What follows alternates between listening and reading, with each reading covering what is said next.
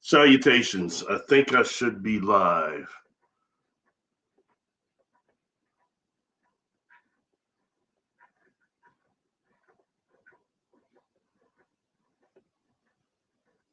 Oh, I tried to tell everybody I was going to be a few minutes late and it rejected my comment. That's interesting. Try to tell everybody I was going to be a few minutes late and it rejected my comment. That's interesting.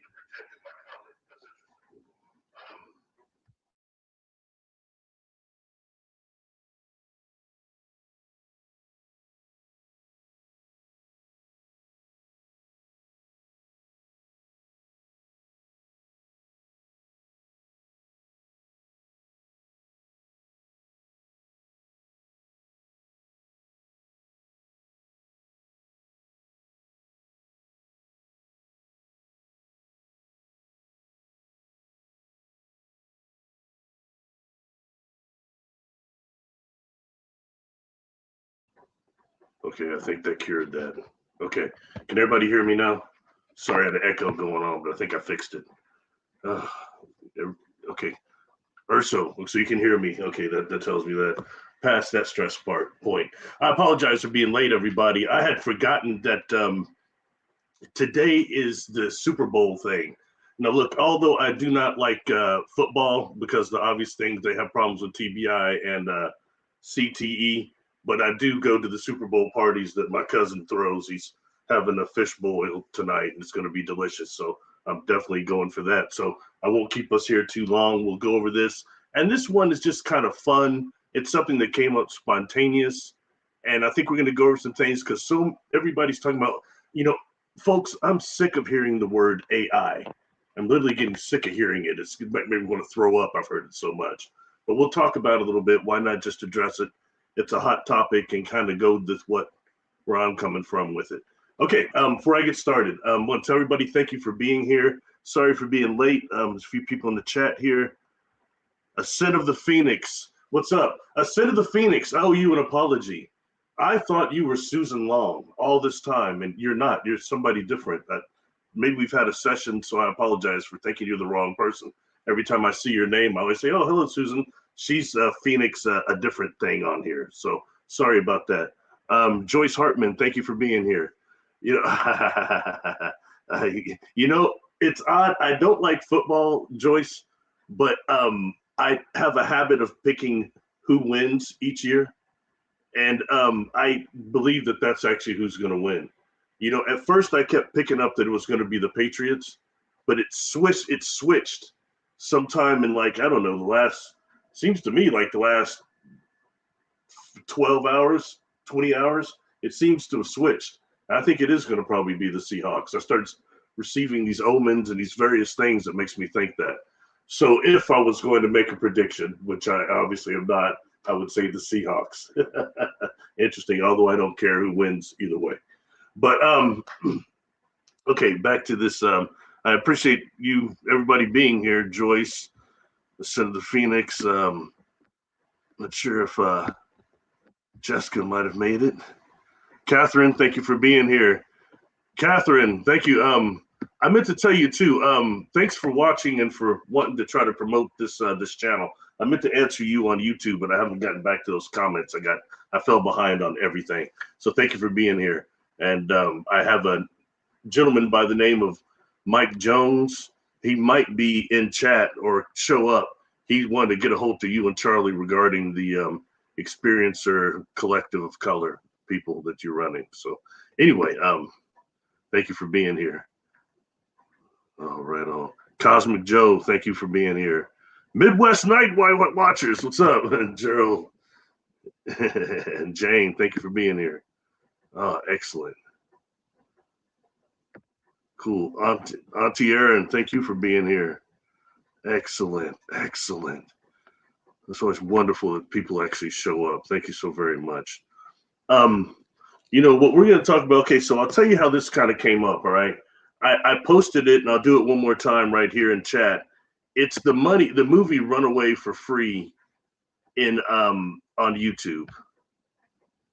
Just if you might want to check it out. And this is just kind of the catalyst of what we're going to talk about, but it's not the only thing or only part of it. All right. So let's go ahead and get started. Again, thank you all for being here. Hope you're doing well. And like I said, we'll keep this somewhat brief so we can get to what we have to do before whatever the kickoff or whatever. Anyway, again, I appreciate you all being here. So going back to robots, two things that kind of inspired this. One is the thought of my mother, okay? And my mother was she endorsed most of the things I was interested in as a kid. You know what I mean? She was very, very good in that way. And I remember her saying when I got a little bit like older, almost to like a teenager, getting close to that. And then later on, when I was an adult, she would say, you were interesting. You were a very strange kid. That's what he means. She said, you were always into these things that weren't popular. And then years later, they would become these trends. And it would be things that people never heard of. You know, it probably started with my obsession with Mean Gene, the dancing machine from the Gong Show, the brother that was actually worked on the dock back there, loading the boxes. And Chuck Barris liked him and had him out there dancing and stuff. Anyway, but things like dinosaurs, she would say, you were always really into dinosaurs when no one was even hardly even talked about them. And you always said that there were other smaller species that hadn't been discovered. And you would go on and on about that stuff. And, you know, so it's things like that that just she paid attention to. One of them is, look, I had a small obsession with, you know, the word being used now is AI, but in reality, back in the 70s and the 80s, and even some of the 60s, but really especially the 80s, you know, they were called robots. Do you remember that? Robots. But that is artificial intelligence. And it's just looking at it from a different level. And I've become really interesting right now in taking movies like Runaway and others, doing a comparison of where we're at technologically now and what they were trying to represent with what is often rogue AI, rogue robots that go rogue. Okay, so going back into that, you know, I had a book, and it's somewhere that I got like it with my mother at Kmart, probably 1983, and it was a robots book, but it was really informative as far as the way it was illustrated and the different types of robot from real all the way to unreal. So I'll cross over real quick and not try to jump around too much on everybody, but let's talk a little bit about here. I guess it's time to show a picture. Never any time better than the present, right?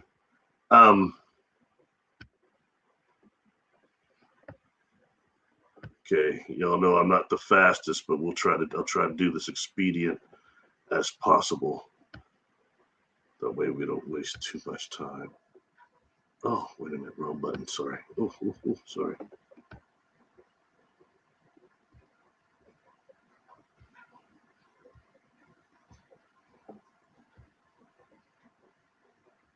Here it is.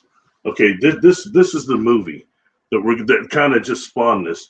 One I told you about my mother, but the other would be I came across this, and it was actually on that YouTube there, and it's the full thing on there. So, and I mean, this is the movie I really enjoyed as a kid in 1984, and it was with Tom Selleck, and he did this during the time he had the run as Magnum PI. So he was kind of the in guy. You know what I mean? You had the Dukes of Hazzard on Channel 12, and you had some Magnum PI.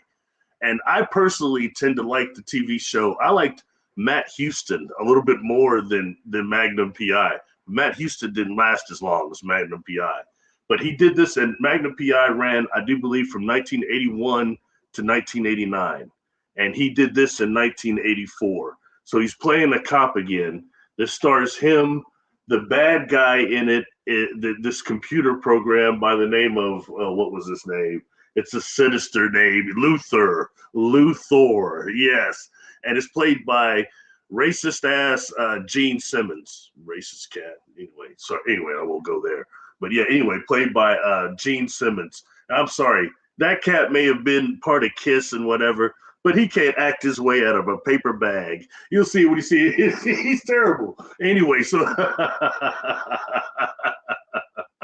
point being, this is the movie right here. And it involves, it's supposed to be, when I looked it up, they're saying It's supposed to be somewhere between the year like 1996 and 2001 or something like that. They don't give an exact date, but it's to a point to where the technology is the robots are like household appliances.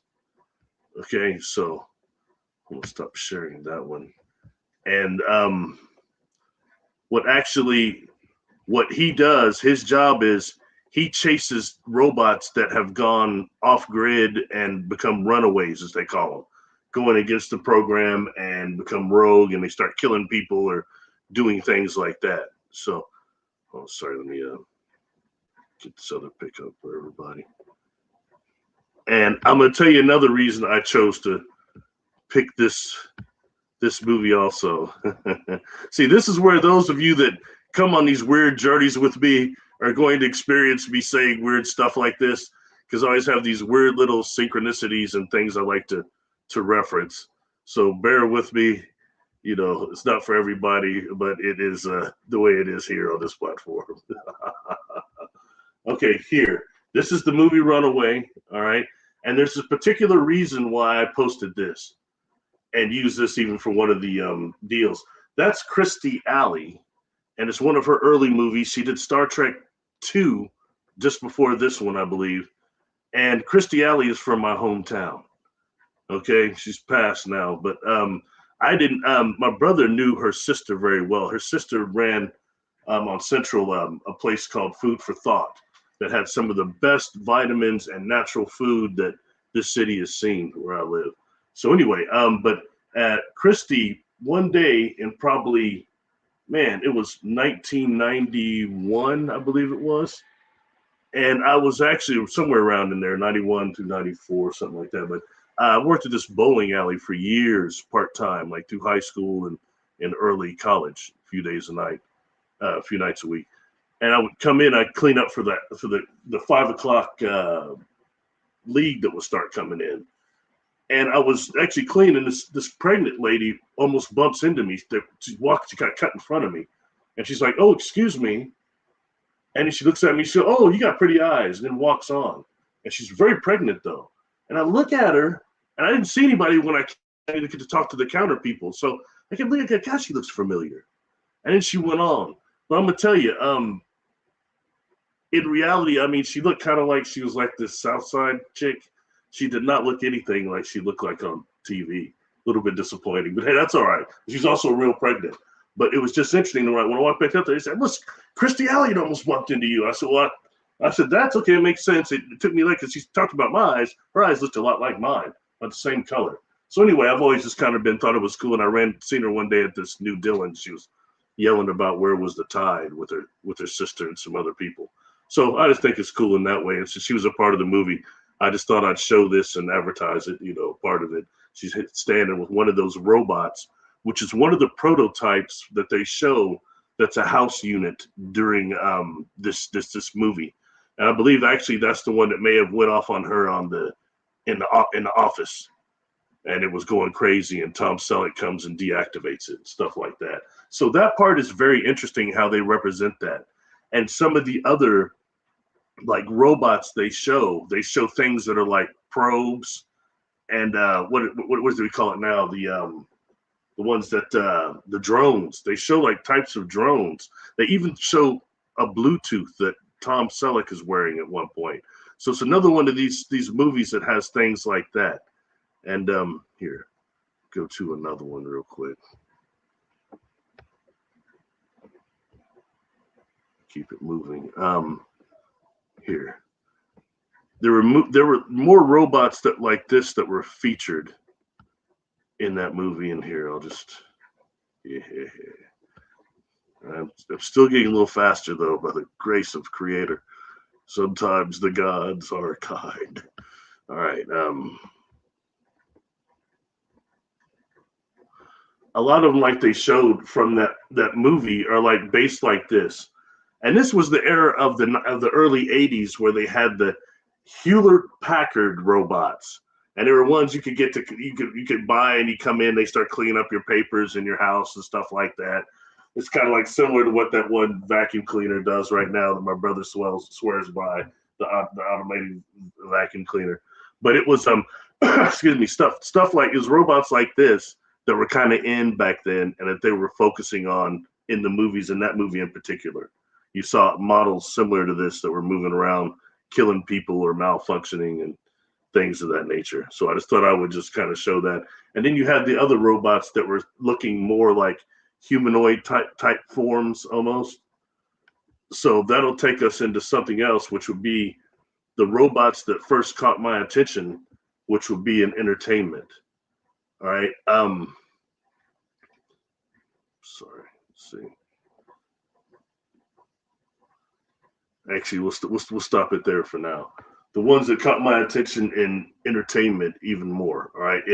The first one I remember seeing, so this is going to be the late 70s, very early 80s when I started really catching on. I started really developing a strong sense of stuff around 7, 6 to 8, started really being able to see what I like and understand and read better and all that. But Lost in Space would be one of the first ones, and the robot that they had there. And that Lost in Space introduced you to something else that was called the Robotoid. And the Robotoid is a much more advanced, almost sentient, dealing into AI type. And for that episode of Lost in Space, I always remember it. They had the robot it was like Robbie the Robot. Everybody knows Robbie the Robot. It was just first starting to show up. But it starts coming onto the Robinsons. They fix it and it starts doing all these things and showing up the robot they're used to. And then when they got to be told to tell them you're inferior, and and kind of tried to short circuit the robot that we're all familiar with. But it was the first time they started really introducing that, and the robot kept telling them, "Don't activate that thing. It's not a robot. It's a robotoid." And that kind of takes us into things like self-activating, self-repairing technology, like a Van Neumann probe or a Bracewell probe, which are also science fiction concepts. And a Van Neumann probe is actually self-reproducing, self-repairing, but also self-producing, meaning that it can collect minerals from other planets and use that for the replication process. And when we start looking into the AI now, what I've seen, and look, I'm no expert, folks, all right, on AI and robots or anything, but I do try to pay a little bit of attention and see what some of the current discoveries are. Like they started having those AIs that were talking to each other and developed their own language like immediately that the people programming couldn't understand. And that's how all that's going to begin. And that takes us into things like, and I apologize, I should have looked this up, but I believe it was in Japan. I remember years ago hearing about these robots that supposedly went crazy and killed these scientists. And they like in some industrial complex or something. I'm sure somebody in the chat can look that up, or after this is done and tell exactly what that is and get a link or something. But anyway, going back to that, okay. The second that I got, in fact, that is something I'm going to pull up. The picture I am going to pull up.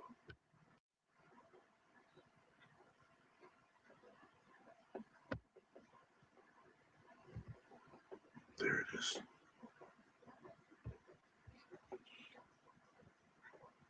And I think this is good just for reference here. So get into that. Oh, this.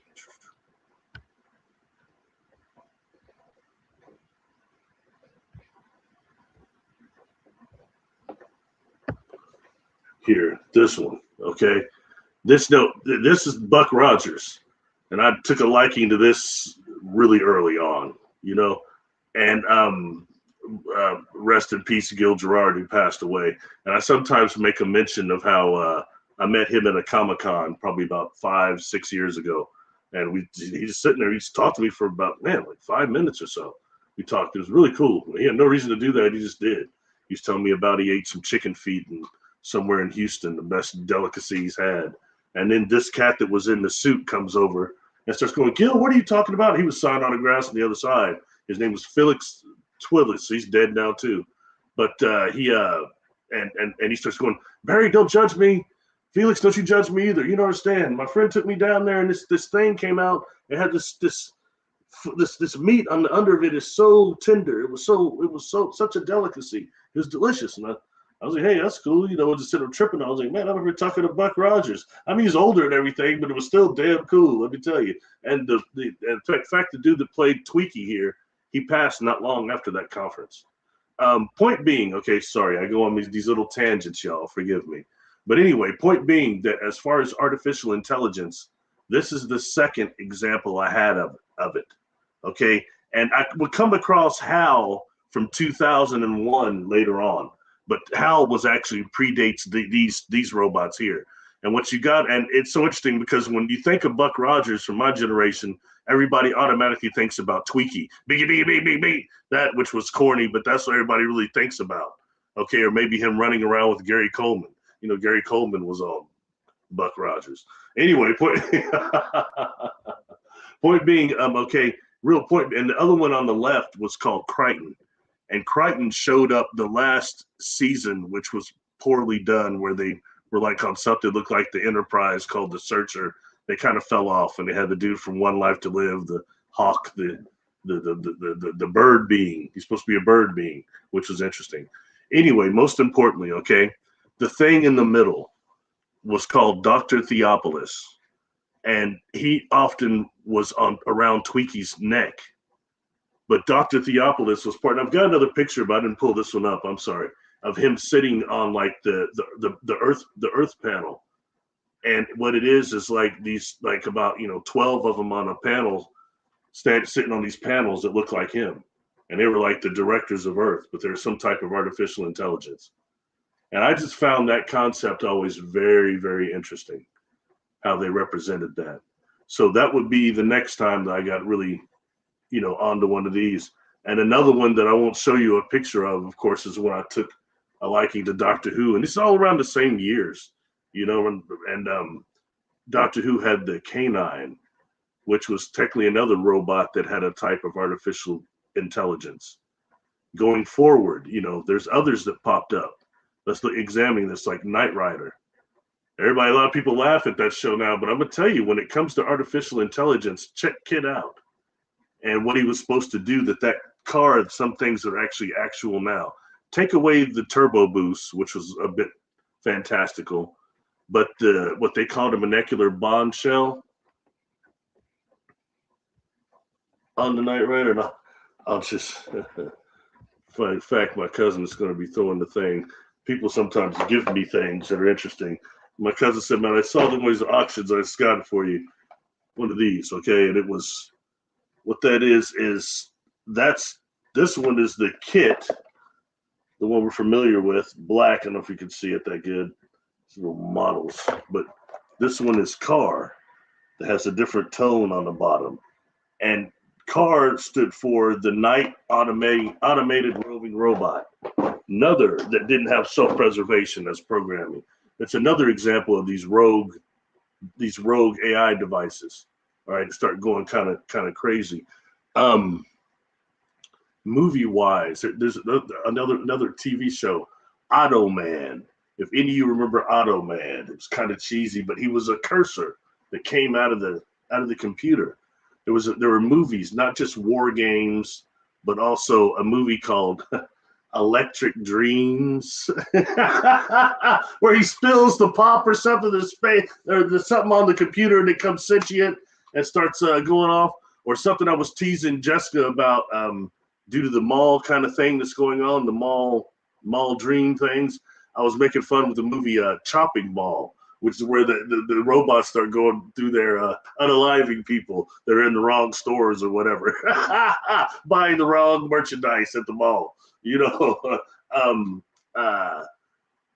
Another one, there was a movie I didn't like much, AI, where it was that kid that was supposed to be a computer in that way, kind of like pre-Data. We start getting the Data who's more Android-like. Let's see. Oh, I'll tell you what I'm going to bring up. Okay, another movie, and it's yeah, and it's one I've been asked about a few times, and I'll show probably a couple pictures of it. And it's weird because a lot of people don't seem to remember this movie.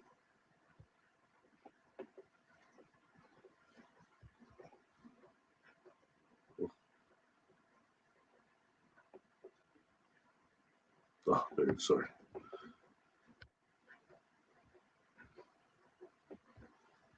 And I've got another picture, but this is what I'll show for now. This movie, this one I believe was 1984 also. Heart Beeps, starring Andy Kaufman, the cat that used to wear the neck brace that got jacked up by Jerry Lawler, the wrestler. He was on Taxi. And Bernadette Peters. And I always liked that name because, you know, I have one of those throne beings that gave me a name quite similar to Bernadette. It was Bernadette, but it was quite similar. Anyway, point being, this is one of these movies, and what they were, this was they're supposed to be like these robots that were servants, but they're becoming sentient and they're trying to strike out on their own and be, you know, independent. And that's their son that was made underneath. And there's a very interesting, my probably favorite robot from that movie was the police robot, because they were introducing real robots in this movie too. But with the exception of, I mean, those two, they look pitiful. But hold on, let's see. Yeah, they were a little on the pitiful side.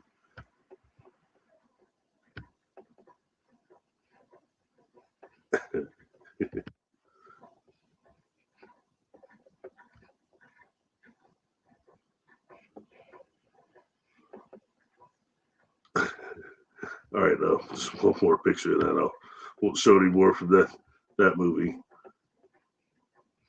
But I just wanted to show some deals that are from that same era. There it is. Some of y'all, somebody out there remembers this one.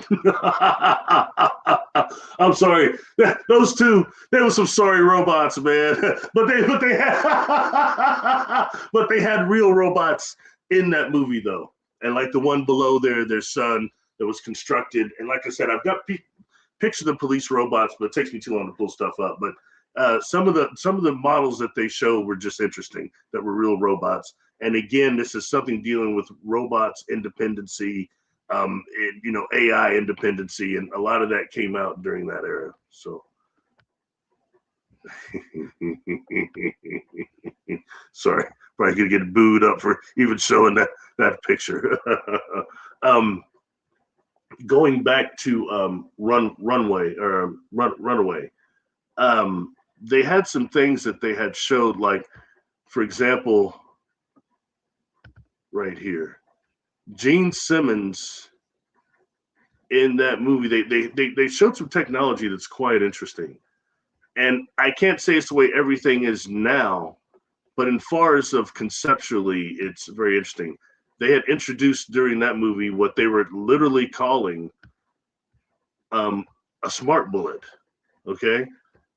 And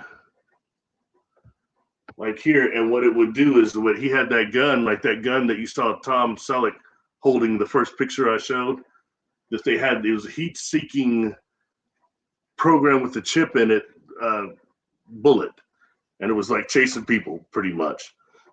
And it's very hard to get away from. And it's just a concept. I mean, it's pretty good for 1984. You know, and like I said before, they showed some different types of probes. They showed something else that were these bug-looking devices that they called the spider bots, and they're actually what ends the movie technically. But there's all these little models of things that I think is interesting to think of where we're at now. You know, and when we think about like how where this is going technology-wise, yeah,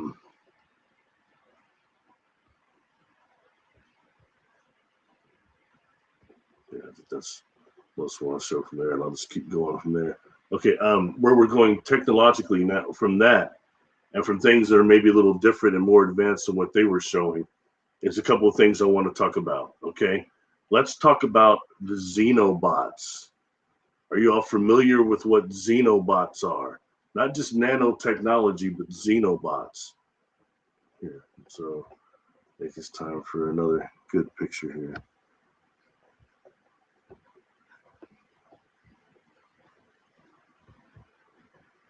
And I've been talking about these for a while because they don't seem to get as much notoriety as I think they should.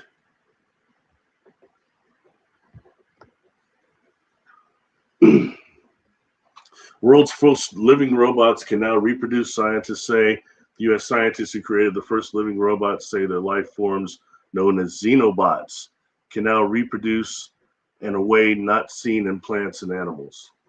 So you're dealing with these little nanotechnology, even smaller, that has, organic components to it that can reproduce, that can self-repair, and they're starting to have a deal where they're actually trying to use xenobots to repair organs. And I've seen some conceptual things conceptually they're trying to do that is using xenobots for 3D printing in conjunction with 3D printing for organs and organ replacement and things of that nature. That's really when we start going to the next level. And this is stuff you can look up. It's not just me talking. And I know we have a lot of, honestly, some types of almost fantastical stories about things like this, but it's good to see what's still in the transparent industry, what we can actually nail down and see some of the companies that are experimenting with this stuff and utilizing things like this. All right. So that, and when it comes to like organ rejuvenation, organ repair, organ replacement through 3D printing, I think we're really breaching that.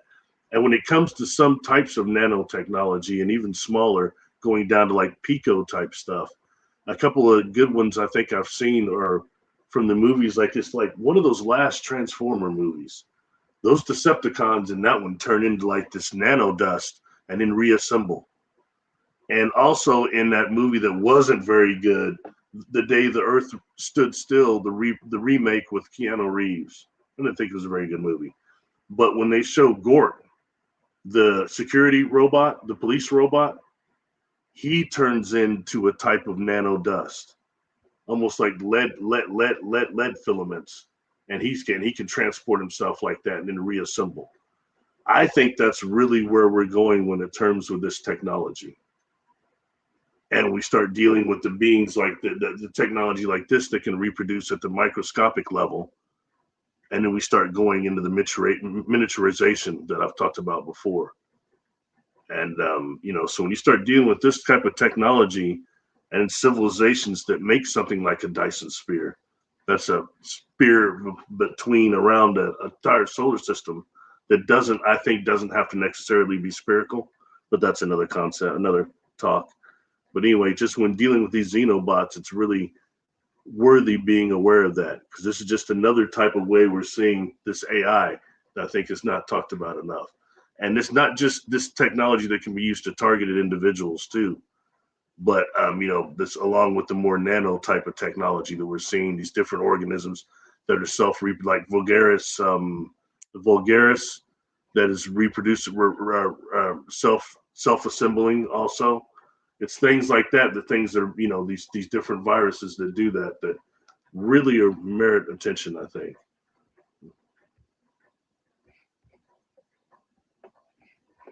Let's see, there's something else up for xenobots I was going to show you all before I move on.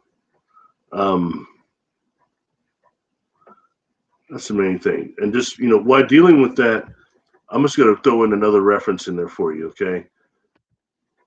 Another one. So we just talked about xenobots. I'm going to show you something else. This is something I've talked about a lot and this concerns Jessica, and I'm sorry I haven't looked over. I don't know if you're here yet, Jessica, or if you're coming, but a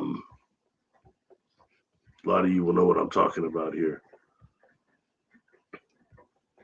This white right here, a biohybrid robot, okay? And this one is from hold on, I wrote that down. God, which university is it that's doing that? University of Cornell. Sorry, everybody. University of Cornell are the ones that started off with this. And what this biohybrid robot is it uses mycelium as a brain.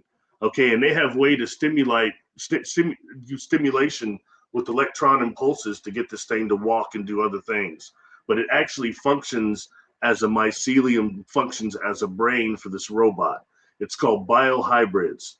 And the reason why I'm bringing this up is because my friend Jessica Jones, when I gave her the blind target of the Moe of Easter Island, one of the things she had seen were these things being constructed using these vortexes with something that was almost, beings that were on the microscopic level almost.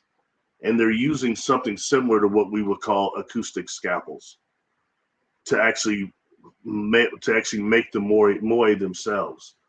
And then she's got all this information about mushroom robots and that they're these mushroom robots. And, I wanted for that. I was trying to really, my theory was that the Moe were guardians, which her data didn't disprove. But I thought that they were actually more like prison guards, to be honest. Prison guards for beings on this planet that were transdimensional and had to be contained in another way. And I think that's what Easter Island was. Okay. Anyway, there's neither here nor there. But with the way that when you see this biohybrid robot right here moving, you could type that in, biohybrid mushroom robot from Cornell University. The video will come up, and watch this thing walk around. And then compare that to how these people say that the Moe actually got across from one side of the island to the other. Something else I had heard remote view. Okay, it's certainly not the way you got those teams of people that are pulling these ropes and rocking them back and forth.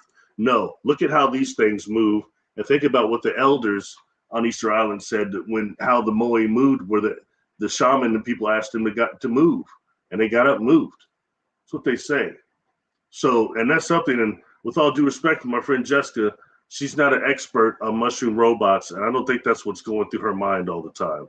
And that's really that's really good information there. And also the Moe came up again on another target we just did. And she can probably elaborate that if she comes around, if she's in the chat. But anyway, I think that's interesting. So we talked about, I think just wanted to incorporate that with what we're also just looking at in terms of xenobots.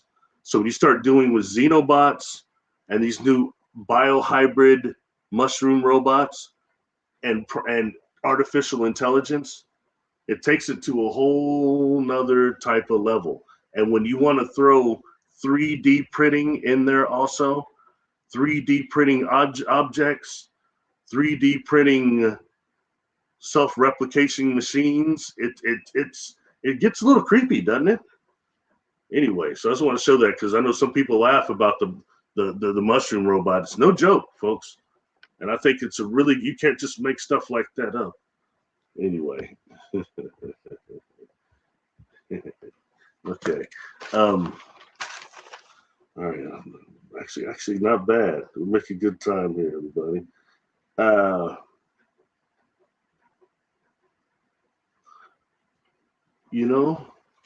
That's a lot of what I want to actually talk about. Just the contrast in some of these movies and the genre of entertainment. Oh, no, that's not all. I'm sorry. Something else I want to throw in there. Okay, no, that's not all. We're going to talk about this. Something else that I had Jessica Jones remote view as a blind target. Yeah, we're going to talk about this because I think this filters right in also. And y'all know I'm always looking for connections and everything. Let's talk about this. The 68 or whatever it was, Solway Templeton spaceman photo.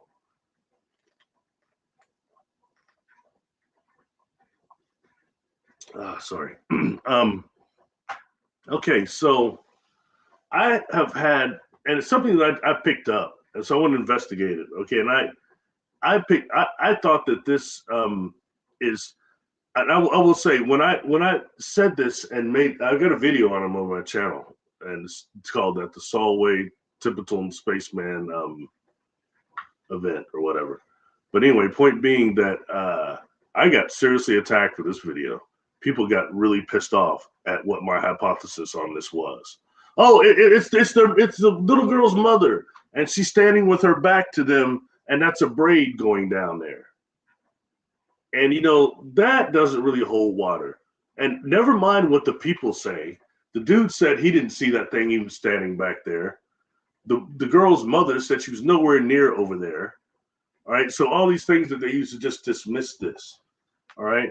But what I have always believed we're seeing here, okay, is here.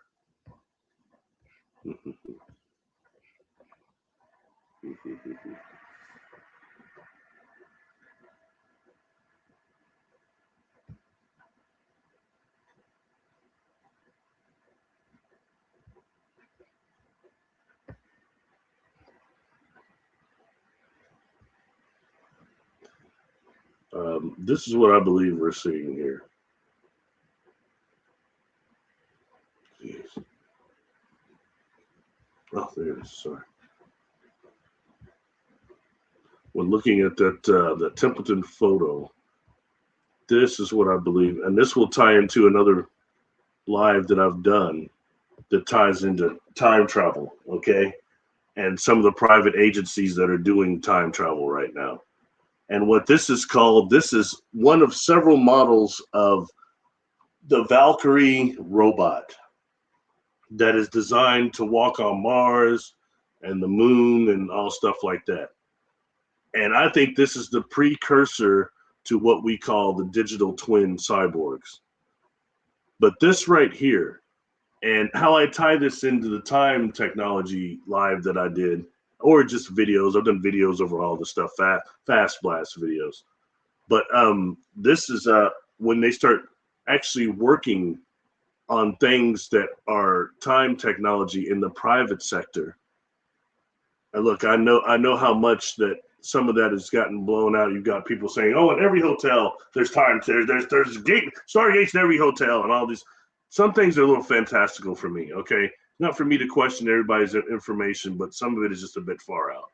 All right, but when it comes to some of these private, the time technology being tested in the private sector that we don't know about, you have things like this. What I believe when you look at that Solway spaceman, I believe that that's what we're seeing is one of these Valkyrie robots, and even taking it a little bit further. Here's another one. A different model. This one isn't the same. This isn't the same Valkyrie robot as the other one, but it's another model of it. So it's worth looking at it, definitely.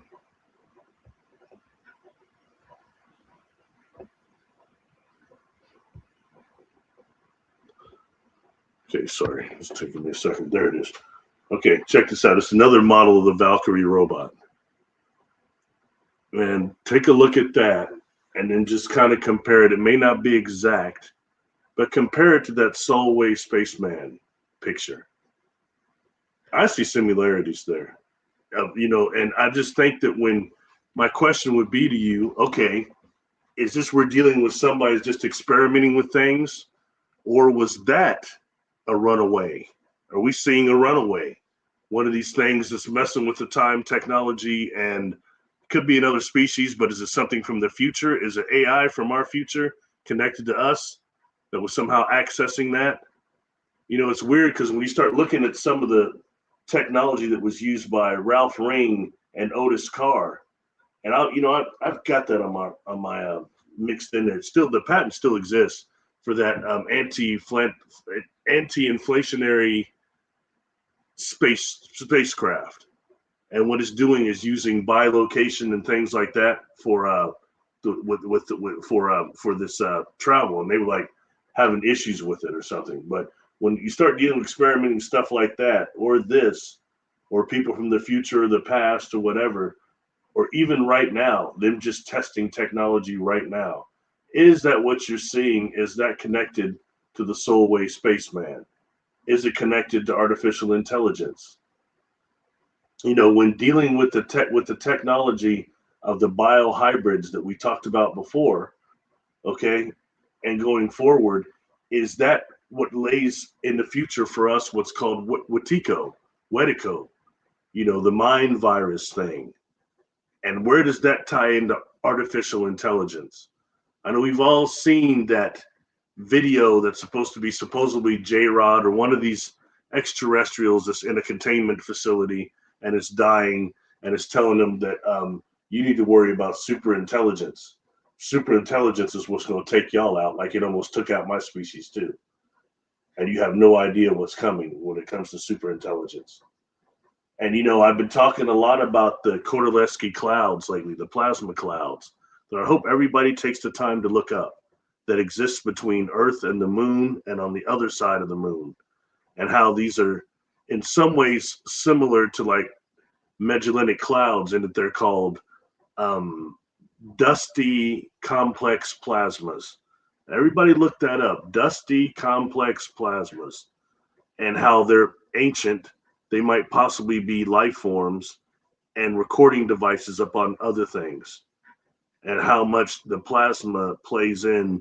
That's what 90% of our universe. Anyway, sorry, I'm up here tripping. And just on GP, okay, just on GP, we're going to show.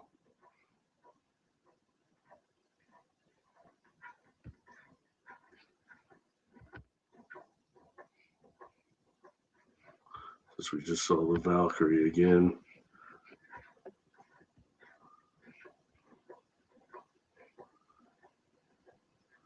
And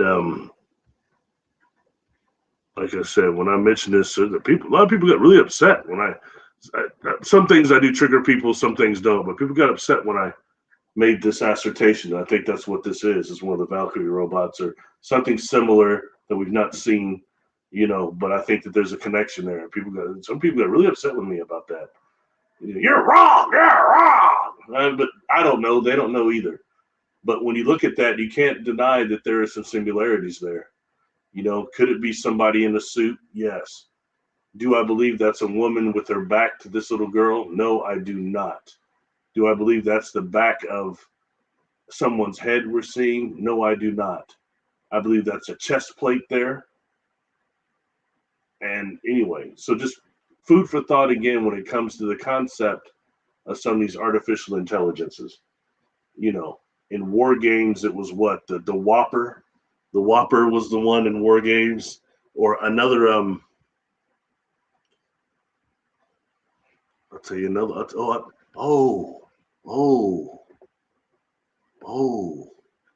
that's right. That's right. Here, I've got it down here. I know.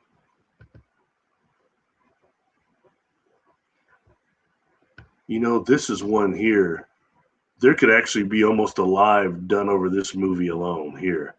And this is, so I won't always do lives over movies. So, but every now and again, something comes up that just is, that I remember this really worthy. Another one about robots, okay? And it takes us even a little bit further than just the robotoids as well. And some of y'all are going to remember this one. I thought this was a great movie that never got the recognition it should have got. The Black Hole. That movie came out about 79, I believe. It starred like Ernest Borgnine was in it. Anthony Perkins, Norman Bates. He was weird in that movie too. But but it's some concepts this movie was fascinating. One is that you have these robots. You've got Vincent and Bob there, and they're like service robots for the Federation, the Earth Alliance, or whatever. But they've got these somewhat sentient servant robots. And then you've got this other one over here, Maximilian. And in that movie, they come up on this ship called the Cygnus that has developed a mad scientist on there is basically who he was. He's got developed an anti-gravity field that allows him to sit on the edge of the black hole and monitor and do other things. But as it turns out, his crew's like gone. He says, they died in an accident. But you got these weird robots on there, some of them that are like limping and other things that are actually some type of transhumanism he's done to his crew.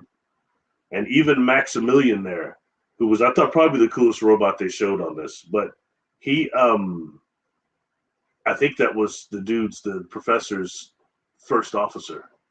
And I think he turned him into that.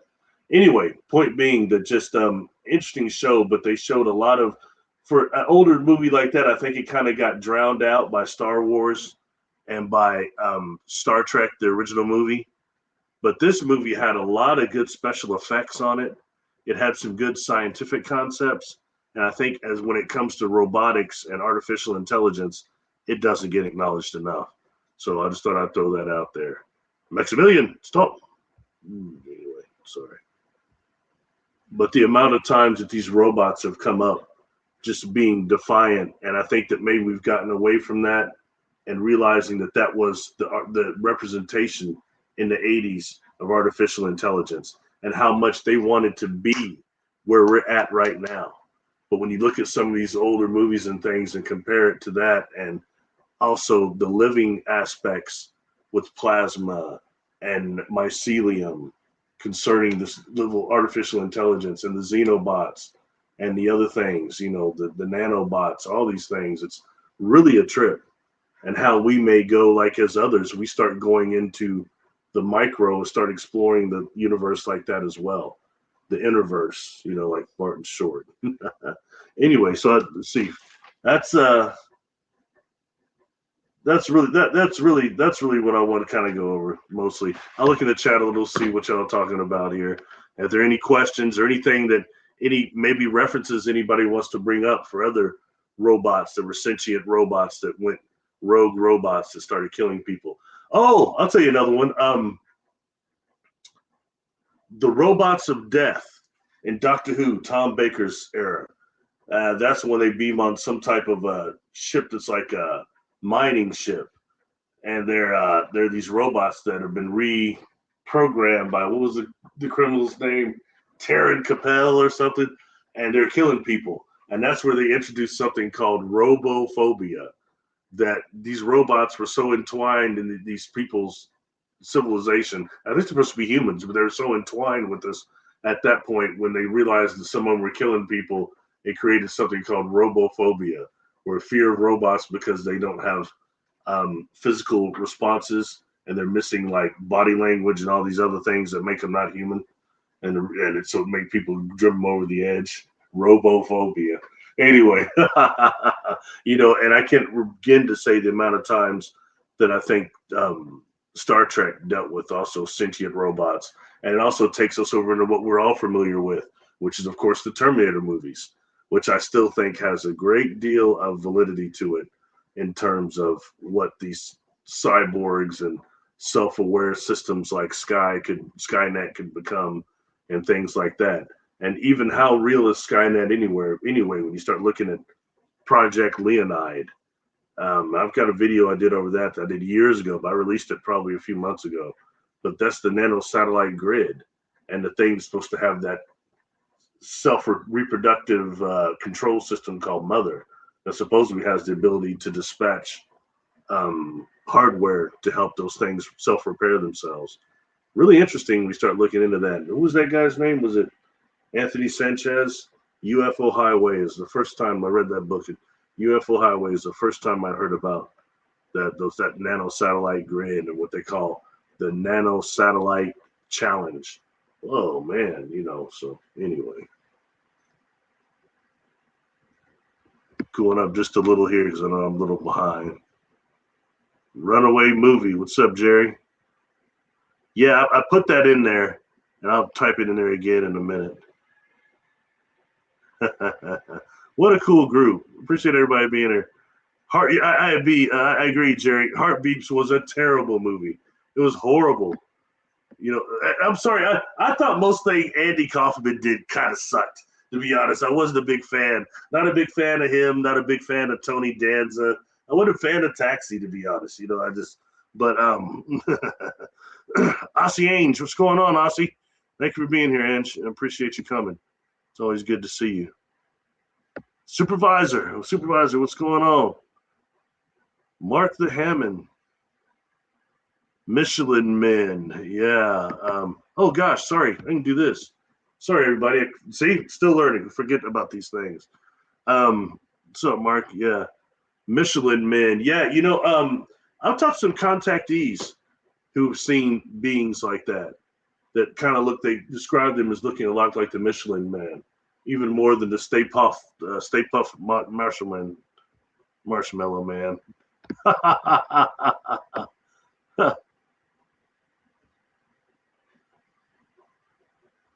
Gull, Gull Gizzard. Is that a Kardashian?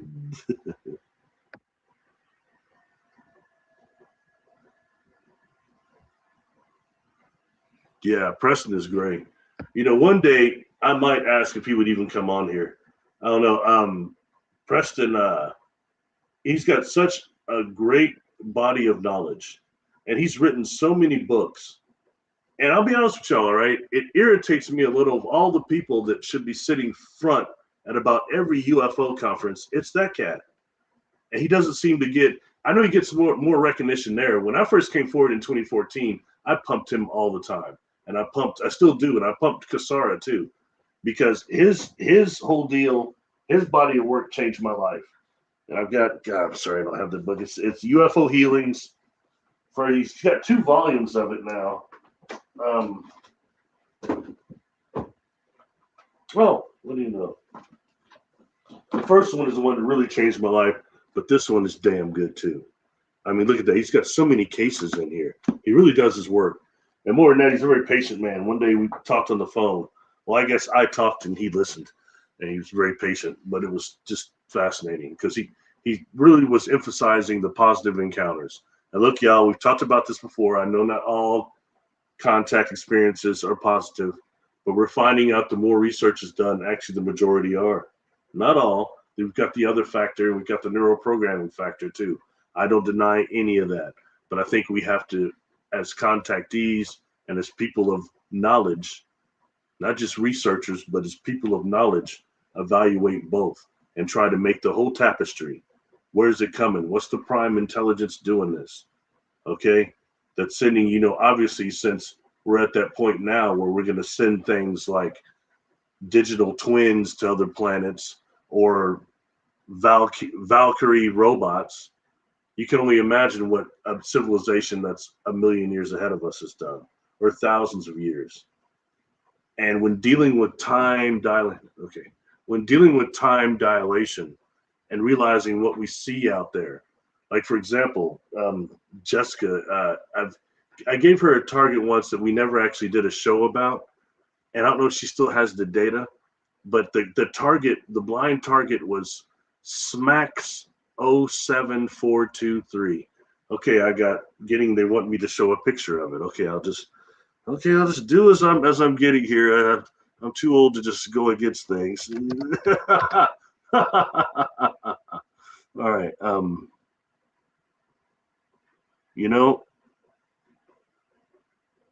Here, I'll show this one.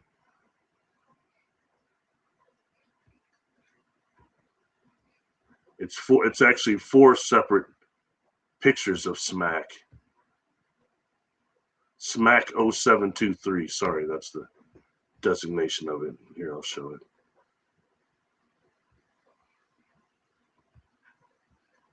Oh.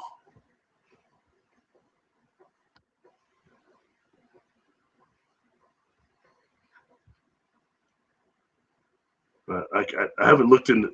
I feel like Jessica's here for some reason. I could just feel it. She might be in the chat. Okay. I'll find out here in a second. Sorry, I'm getting distracted, getting excited too. Okay, this is from the Hubble. Okay, and this is Hubble Deep Field, and this place was called SMAX 0723, and the one I was particularly attracted to is if you look down on the bottom right. That's SMAX 0723, and you see that there's a gravitational lensing that is going over that other galaxy that makes that almost look like a plasma whale. And I just picked a lot of information up from that. Okay, so I gave that to her as a blind target. Now, mind you, Hubble Deep Space saw that, and I can't remember exactly how many million light years out that is. Hold on, let me ask this. How many light years out is SMAX 0723?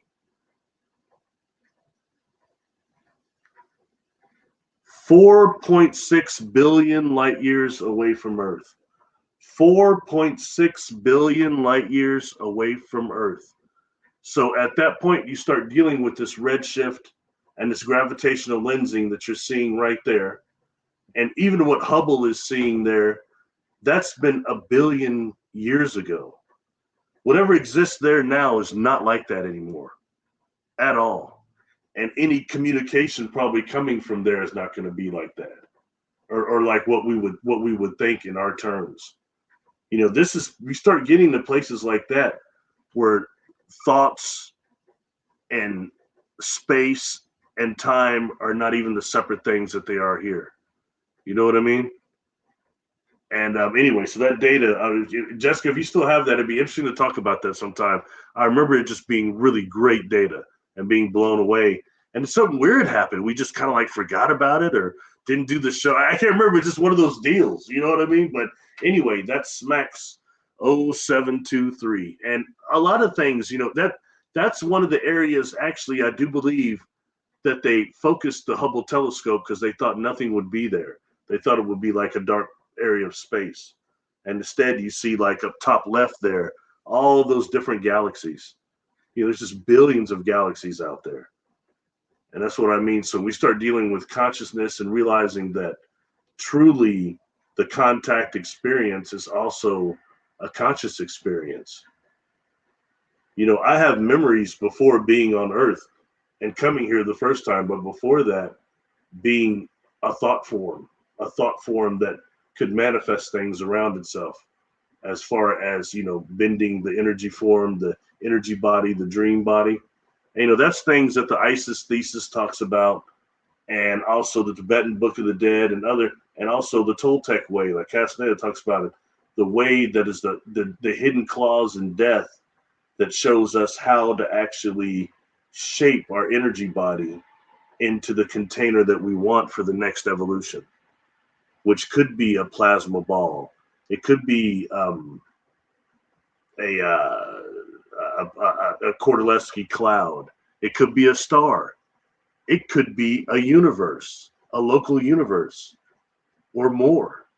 You know, we're energy beings, so we're infinitesimal in size, in being. You know, when I dissolve these negative identities, and sometimes I'll incorporate what's, you know, known as the default network, okay, of the brain, because sometimes those negative identities can exist within there also, and sometimes it's about killing, you know, about clearing the space within the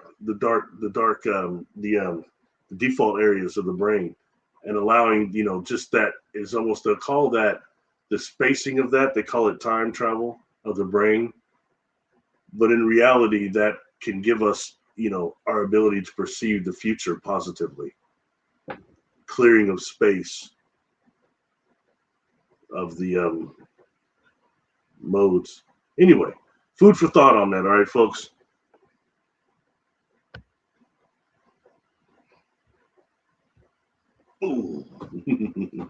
Anyway, cool to stuff like that. But I just think that this is just a way just to incorporate what we saw in the past concerning what they're calling super intelligence and AI concerning now.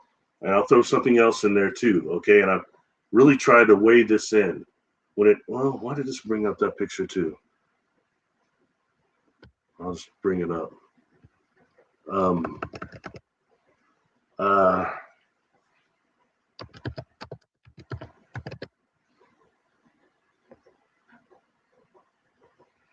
That's one. Let's see if I can find one for y'all.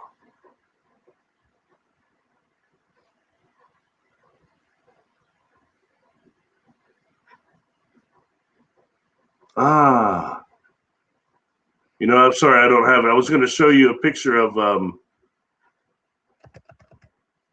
that cube around the sun.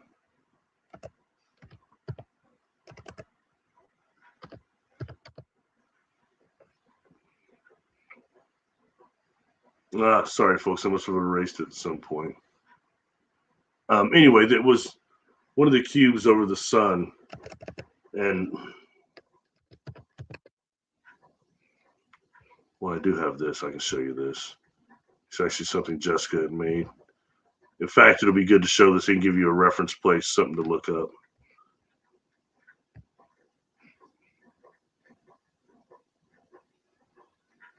It's another one of those blind targets I gave her, and another one where I was somewhat shocked by the data that she got from it. It's this episode we had done. And what I had done is I had given her a couple of coordinates, but one of them was that black cube that's been seen on the Soho. And I mean, it's not just one frame. It's like the Soho's been taking pictures for years.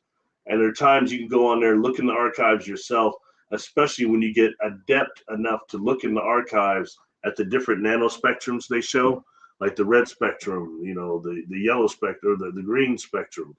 But anyway, that's one of those cubes that's been seen. And the one that I had gave her, I think, was the one that was looked like it was almost deflecting solar flares. There's a spear that was seen doing that too. And I was shocked at the data she got. You know, she starts describing something that are like artificial intelligence. And she's describing it being constructed like these skyscrapers, these huge building like that are pure like AI of some type. And that had me thinking of stuff like not just the Borg, but like what kind of AI, you know, like some of those old AIs like are, you know, look like like the Whopper, for example, or something from War Games or something like that, or these quantum computers. Is that some type of huge quantum computer that's on these quad dits?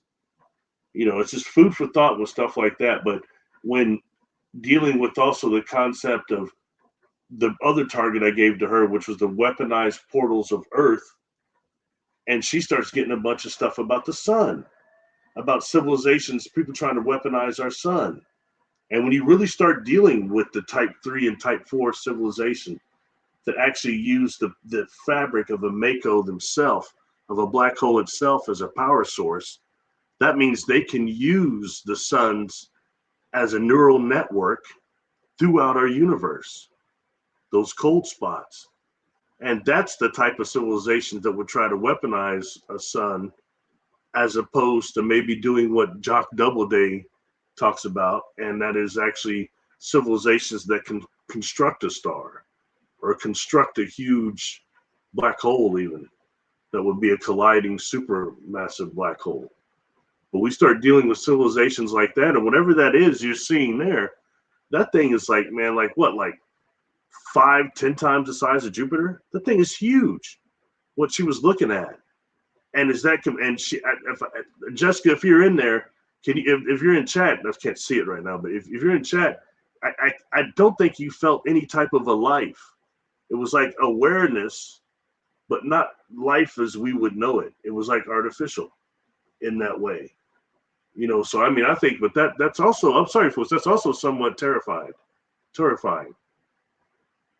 What civilization built that, and what happened to them? You know, it makes you think of like Star Trek: The Doomsday Machine. You remember? I remember. You know what I mean, because the Doomsday Machine, it's a device that was supposed to wipe out both sides of a war, but one side, but it wiped out both sides, and the machine still keeps functioning. It keeps running.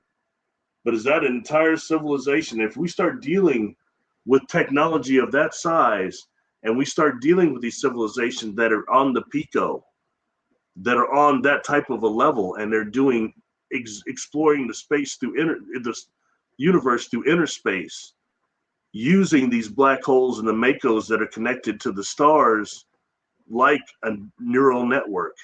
And we've talked about how the Makos function like that. So this isn't just BS, people. That's stuff that Rudy Shields them improved by data. And it's not that I know that much, but I can put some of these things together, and I enjoy some type of science behind what I'm dealing with. I can't just deal with total fantasy.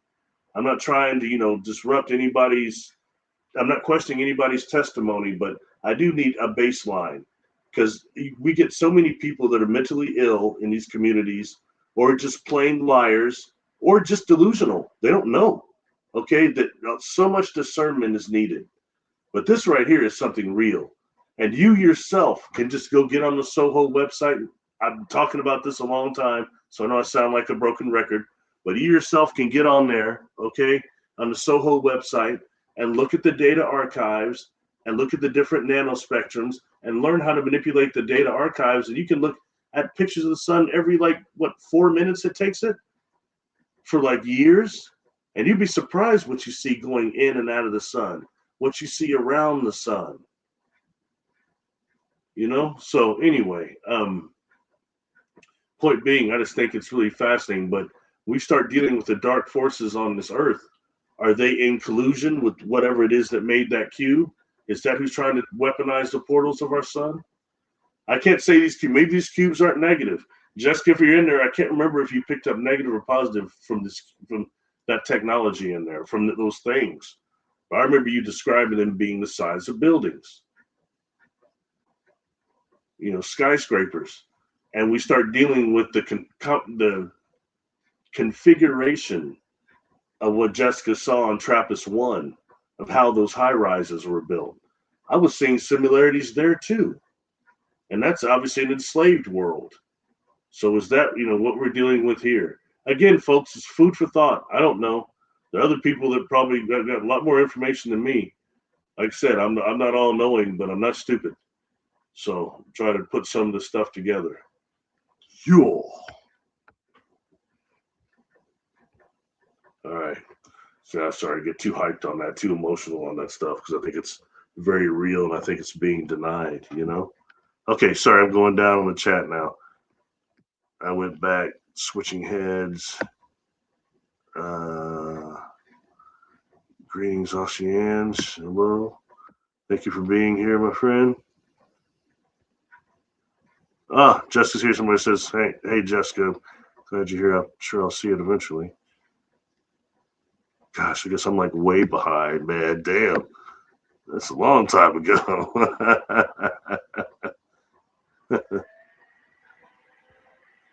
Uh-oh, talking about that guy. What's he doing now? Boy, he's talking a lot about Mars now. I mean, always, but I mean, it's very scary. I don't think that's probably a good dude.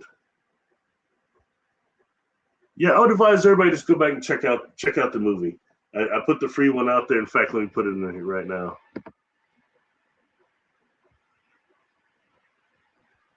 That's the Runaway movie again there. I just put in there.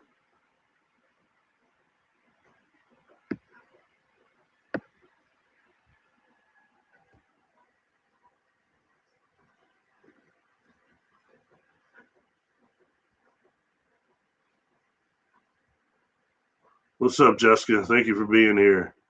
Awesome. Still got about 8 minutes left for Actually, we made really good time this time.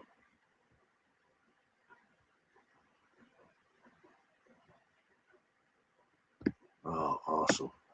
Sorry, I'm keeping. Oh, there it is. Okay.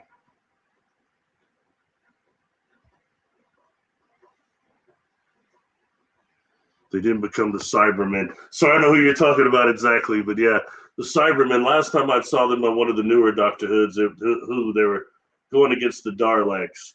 Again, all these Daleks, I guess, are a little bit more than artificial intelligence, but it's they're what, cyborgs, mutants inside. But the Cybermen are, yeah, they're definitely artificial intelligence to a degree.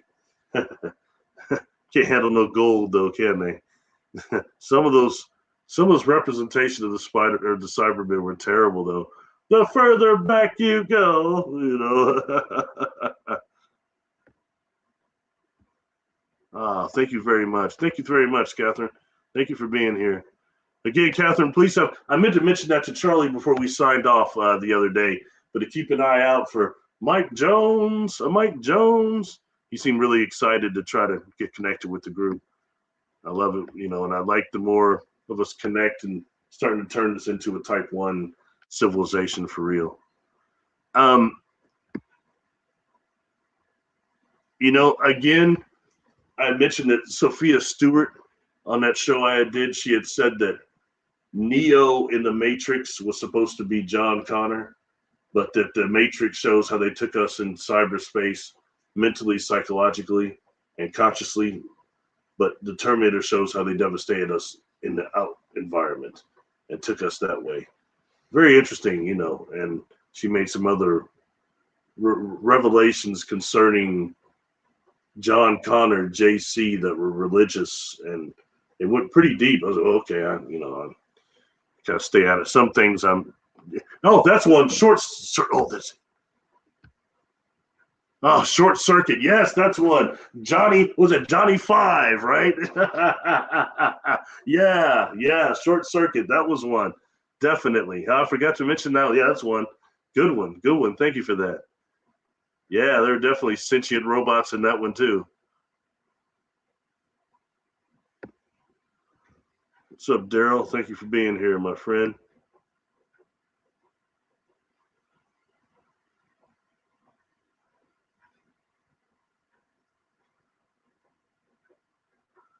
Kyle Smith, thank you for being here.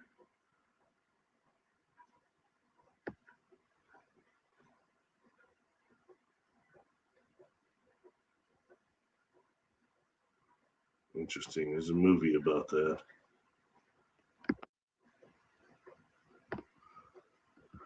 Robert Duvall. You know, I was just watching. First, he was in one of those Twilight Zones. It's the one where he's looking in the little glass thing, and the woman's up there playing the piano.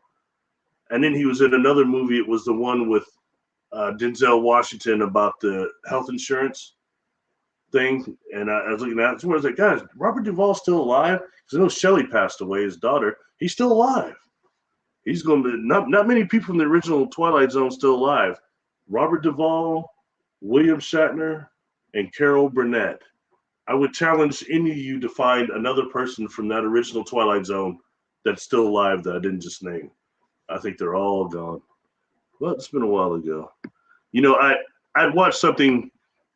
Anybody my age who can appreciate this. It's somebody I've always been a fan of is Kim Fields. I've always been a fan. Anyway, she was doing the interview and she had these tears in her eyes. She said it was really hard. They did some show or some event where they were honoring the like 80s TV shows, and they were having cast members come out. And she said that the Facts of Life, they're all out there. And then when they announced Different Strokes, and Todd Bridges walked out there by himself and stood there by himself. And she said it was so depressing. He's the last man standing. And she said she went behind the deal and cried back there. And, you know, you do kind of think about that, like, wow, yeah, that's right. They're all gone, man. And some of those cats were, you know, not that old. And Todd Willis is the only one still living. Anyway,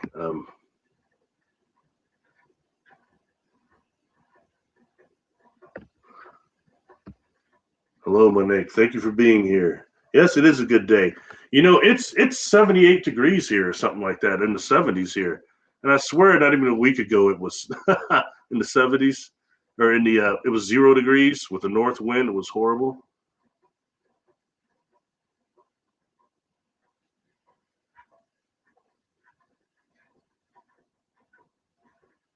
Interesting.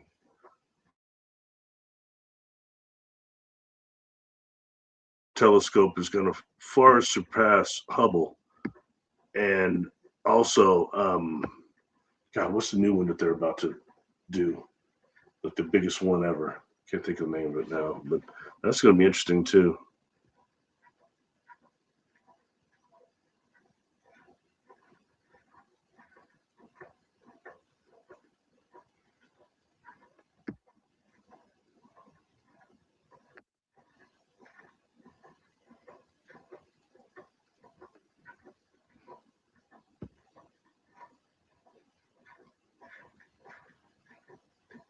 Hmm.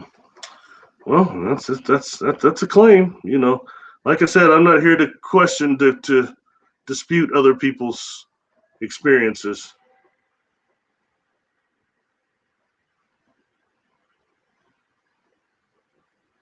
You know, but I will say some things that I hear are just really out there, and some things I've heard are so fantastical that if it's not neuroprogramming, I don't know. Not saying concerning that one, but you know, I'd heard somebody recently they were making some claims that were so fantastical. I mean, they've done everything. They've been everything. And I get very suspect when someone needs to mention the names of celebrities all the time and these famous people. Like everything they talk about is connected to that. Like I was with this person and that. Like that's a big deal. And and when you start dealing with why is it no one wants to be like a normal person? And like during a regression, people, often come to say like, I had a past life and I was like, I was a maid or I was a bus driver or something like that. They weren't these fantastical people that were these celebrities and stuff. And too much emphasis is being put on those celebrities when in fact you've got these people that are running these cloning facilities and these people that are these little nerdy scientists that are running things you've never seen. That's who you need to find out if they're clones or not. How much is going on there and the people that you don't see that aren't in the front like these celebrities? You know what I mean? Not putting down that people that like to go into that and stuff. I know it's very popular, but sometimes I believe that so much is infamous, almost infamy is giving on these people that are just people like you and I. Half of them are insane. Talk to you might have lived out to LA that wasn't in the industry. They'll tell you half those people are insane, mentally ill, bad, beyond all the devilish stuff that goes on out there. So in that way, I'm kind of one that gets off, so much the celebrities and what are the scientists beyond Nikola Tesla that have these clones out here or that are dealing with that technology, and I personally don't buy how easily a lot of the people are claiming our consciousness can be transferred. It takes so much away from the power of humanity and the power you have, and in all reality, when I first come forward, somebody that proved to be completely, basically demonic to me, and somebody you cannot count on if something happened to you, but they'll ring bells and they'll say all the right things. Okay. But you have to preach when you put, they had said early on, so we know Barry doesn't really like dealing with the dark stuff much. Well, I can tell you all about it. Go to this channel, look at the negative organics. I've talked about the strategies they've given, more than that individual will ever talk about, stuff that you'll see they use that I talk about, okay? And in that way, it's one thing to be aware of it, to be aware that this ecosystem on Earth is predatorial, and consciously, so is our universe. It's the way it is, okay? And a part of our death process, the mind of God, the beak of the eagle, wants our soul memories, our life soul memories. So that's something to be, aware of, definitely. But look, folks, being aware is one thing, but the more you start putting energy into it, thought energy into it, the more stronger those beings get.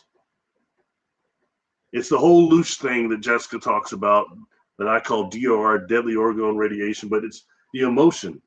The more you put into them, the more they're able to use that to manifest, to create havoc in your life, more than what they can already do. It's giving them more power. So it's not good to focus on that and harbor on that so much, so often. For example, I've told you all before, my friend, he's passed now too, Jerry Daly was his name. Cool brother. He lived in LA. He wrote a couple of movies. He was a director and he was a writer. And before that, when I was a kid, he was writing with the Super Friends. And, after my Aunt Diane had passed, we was at the funeral, we was eating dinner.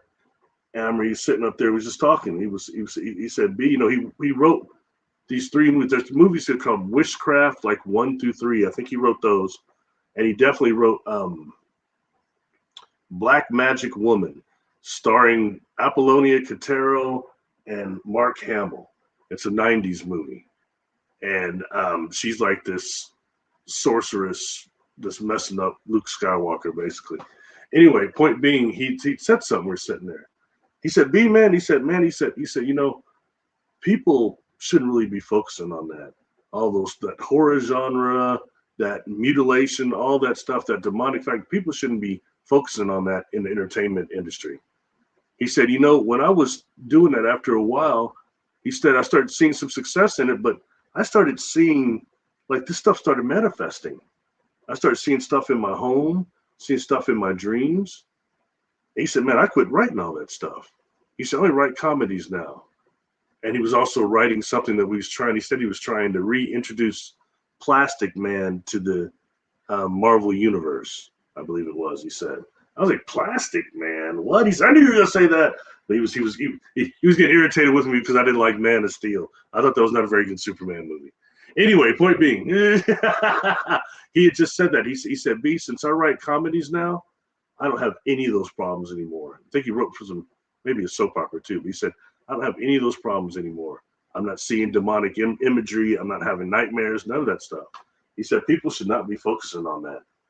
So I'm just saying, it's one thing to be aware of the strategies and the tactics. Please go to Negative Inorganic Beings on this channel. You'll see a bunch of them. I go through like the heart wall, how they give you a heart wall, how they attack people through loved ones, how they target areas of the body that store certain trauma, just like earthbound spirits do. So talk about all that stuff, how they use people, and how they laugh. They don't give a damn, man. They'll use you up and you think you'll get something in return and they're laughing at you. They do that to people all the time, So just be aware of some of these things and how they target us, how they come into our dreams, use the fantastical images from the electron pulses of our brain to hide and generate. They're generating images themselves or beings themselves, and they start attacking you. The worst ones show up in your dream like your loved ones. The ones that are more benevolent show up as these odd objects, odd sequences that some people will call almost glitches. But that's the one, and then when you get good enough ability to see, you see you're really amongst all these fantastical images in the middle of electron impulse. You clear that out. Then with your seeing, how many energy generating beings are in your field of awareness? Some of them might be orbs, some of them might be triangular shaped, some of them might be plasma looking, some of them might be watery looking. There's all different sorts of life that are in our field of awareness all the time. But they're masters of the manipulation of phantasmagorical images. And they're masters of using that with us. So food for thought, okay? Sorry, I'll go back to this now. But ready to sign off, though. Appreciate everybody being here. Burnett has been dead. No, Carol Burnett is still alive. She's very much still alive. And it's saying she's a clone and all that. I don't buy into that. I think that's Carol Burnett, the same woman that was on the Twilight Zone, the Carol Burnett show, the Johnny Carson show. She's just one of the few left. June Lockhart just died. She was one of the old ones. She died, a few weeks ago, I think. So, oh, whoa.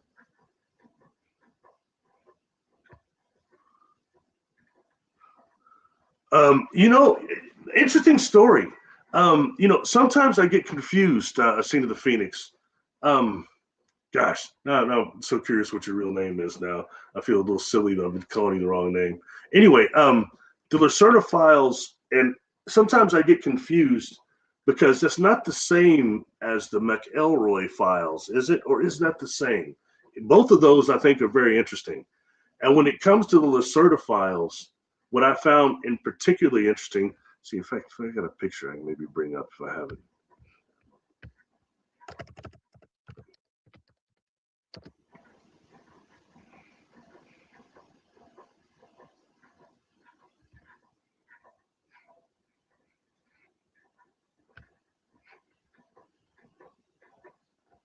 Let's see.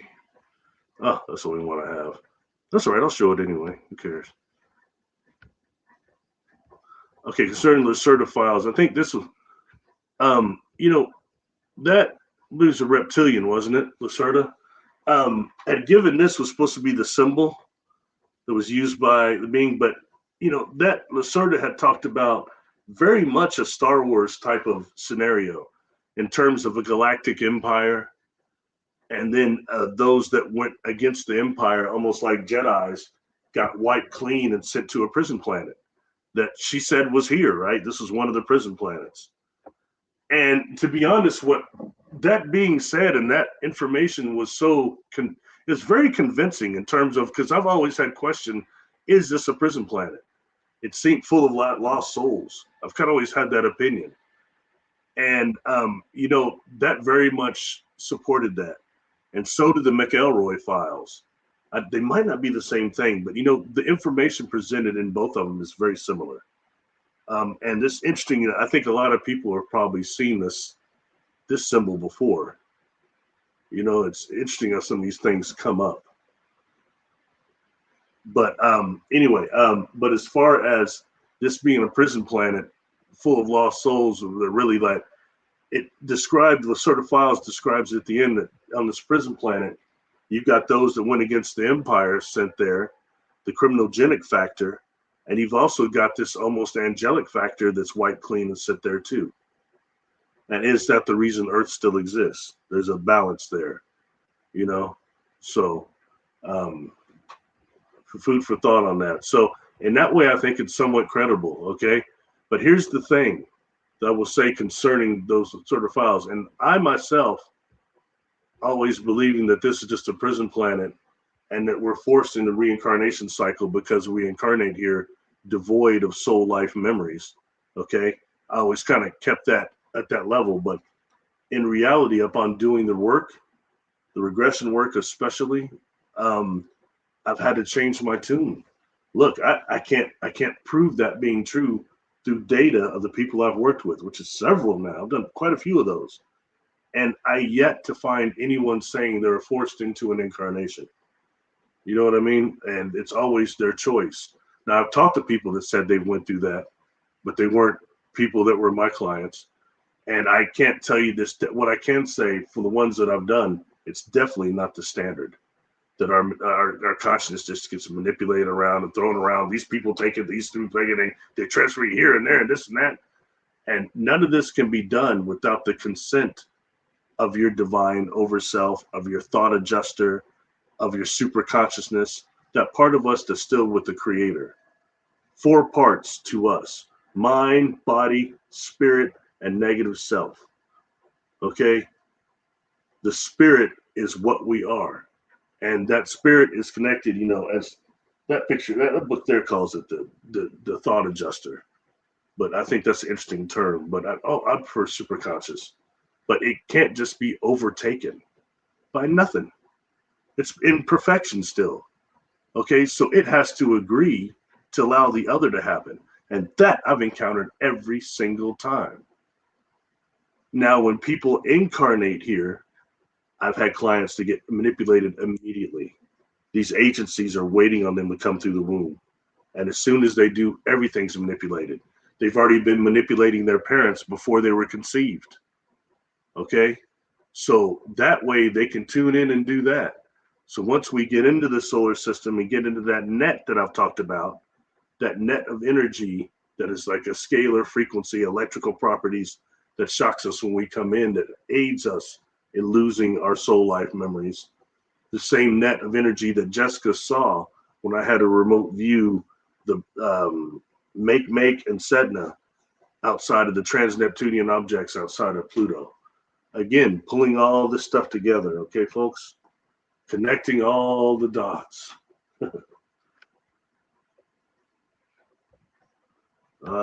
Thanks for being here, Jessica. I appreciate you being here. I need to get another moderator. I'm still falling back on that.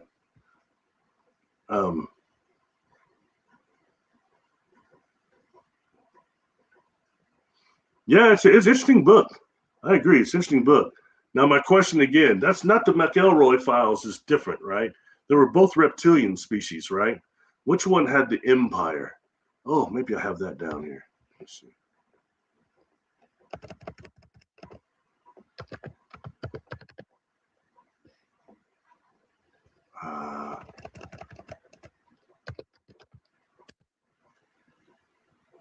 I have it here. Wow, amazing how many reptilian references I have here. Good Lord, I might not even be able to find it. I had one that was connected to either McElroy or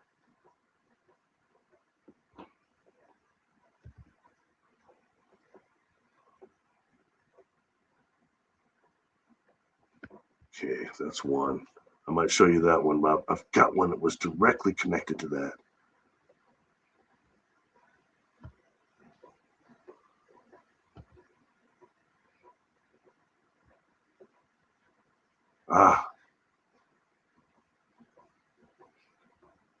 No, it's not that one either.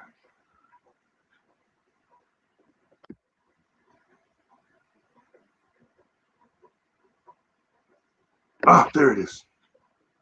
There it is. Well, the other pictures I just pulled up are really cool. You probably like those too.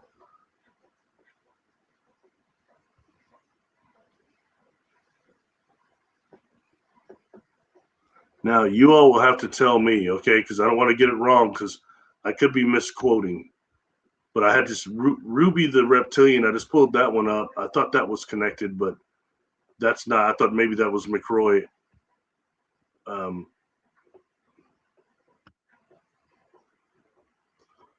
This here, I thought this was connected to the not Lacerda, but the McElroy files. I thought, I could be wrong, folks, because I remember just talking about like Thorgone 4 was like a place of this empire, this galactic empire that was negative. And it might be Vectra. Was Vectra connected to the McElroy files? I don't believe it was Lacerda. Anyway, food for thought. You all could look at that and research that. Thorgone 4 is a real way. I believe that being there was some type of a reptilian, I think. Or was I am I wrong on that? Anyway. I'll show you another one I just pulled up, actually. It's worth taking a look at.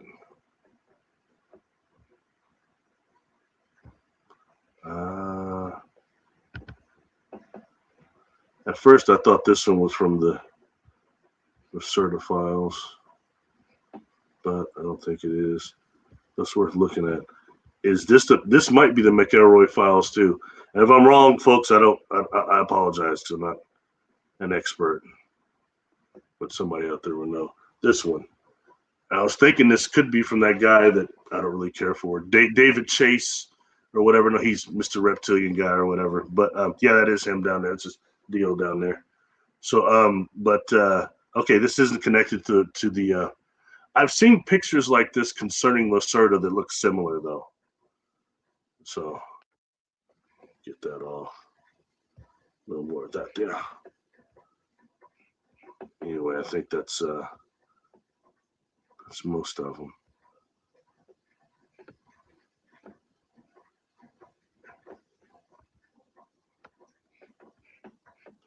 Or it could be this one too. I'll just show it.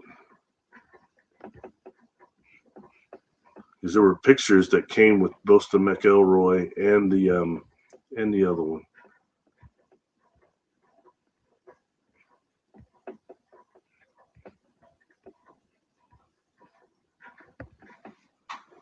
Yeah, that's one too. Sorry, I've got like probably 80 reptilian regarding pictures in my database there. But there's just some of them that just remember being connected with the McElroy files and the Lacerda files. Or is it the McElroy interview? I think it's called the McElroy interview. Sorry. And the Lacerda files. Yeah. Anyway, different. I also have a great appreciation for the different beings that are represented by different experiencers. I think it's forever fascinating because we're so vast as a universe, both physically, dimensionally, plasma wise, energetically. It's just truly fascinating. Cool. Boom. Hopefully that answered your question on that.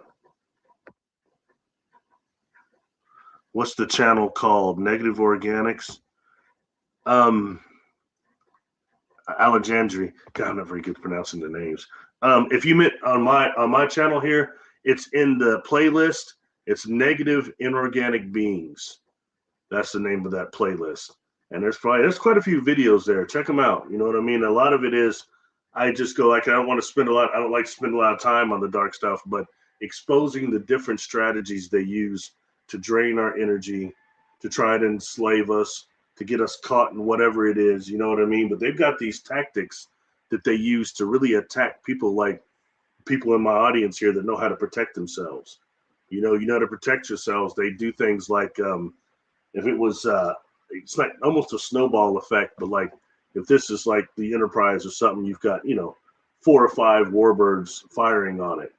And what they're doing is they're doing things. They're messing with your car, giving you problems with your plumbing at home. They're jumping in people your spouse, causing arguments, people you work with, that petty tyrant who's always in the way, who wants to be middle management, getting on your damn nerves. It's that stuff, but they do all that and attack the protected, those of us that know how, from different vectors.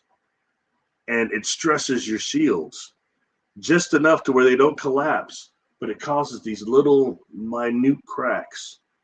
And that's just enough for them to seep in a little bit and go for the heart chakra. They especially use people you love to do that. And then that drains you. And it makes you start having the negative thoughts, creating that loosh, that DOR that they feed on. That's that whole deal. So, sorry.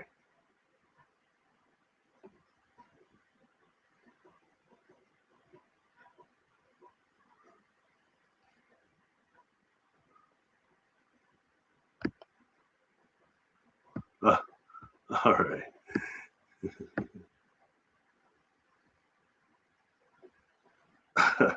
Yeah, Jerry always said she was real cool, actually.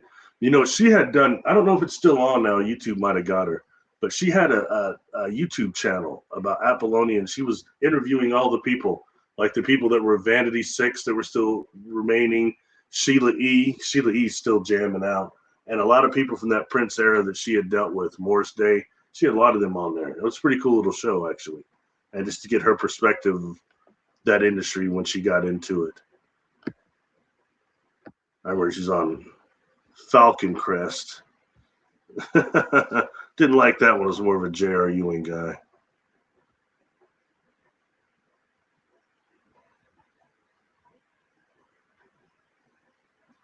That might be McElroy interview. That one.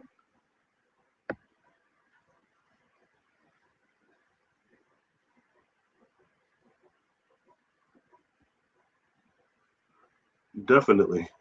And that takes us in, some of the voices, you've got these voices that are some extraterrestrials too, negatives that come here, especially those that are non-physicals. You know what I mean? So that's why it's important to be aware of that. But the more energy you give it, the stronger they get, the easier they can seep in these negative thoughts. Oh, that's good. I think it's in the Phoenix. I think it's called the McElroy interview. I think, and she was like a nurse or something over one of these extraterrestrials that have been captured. I do believe.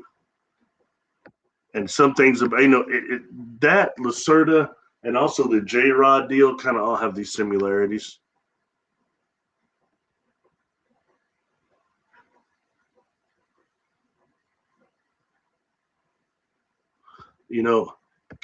Can we shake a stick at all the different beings that claim to have engineered people?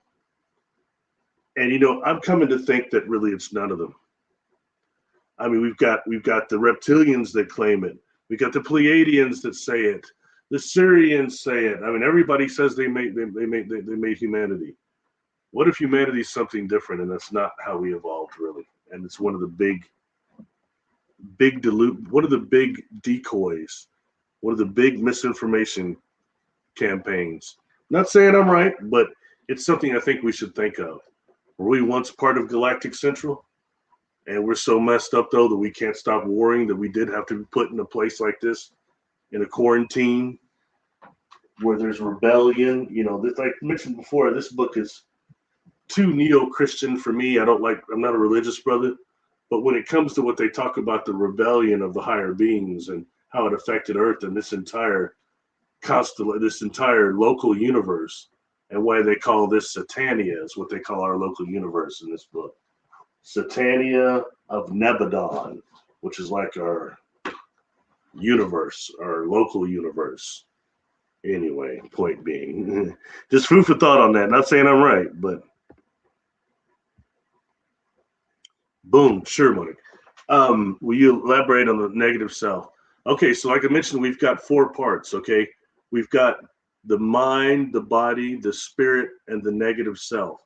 And what the negative self is an amazing amount of our free energy goes into the negative self in terms of it manifesting as doubting ourself, self-confidence doubt problems, self-esteem problems, self-efficacy problems, okay, doubting ourselves, putting ourselves down.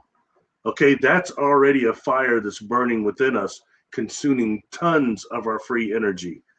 Then you got these other MFs, these these negative inorganic beings that come in that basically just, that's a fire already burning, like a grease fire. So they're like pouring water on it. You never pour that on a grease fire. You know what I mean? It makes it go twice as bad. All they got to do is just pour what's already burning and make it blow up. And then they come in, not all voices are our own. And now there's somebody in the chat that's a fan of Jerry Marzinski. And I had done a video I mentioned before about voices that one of the young cats I used to work with that caught me at Wendy's. And we talked about, they used to hear voices. And I forgot how much I was into talking to those young people about that said they heard it. And especially when they say that the voices told them to get off their meds and stuff.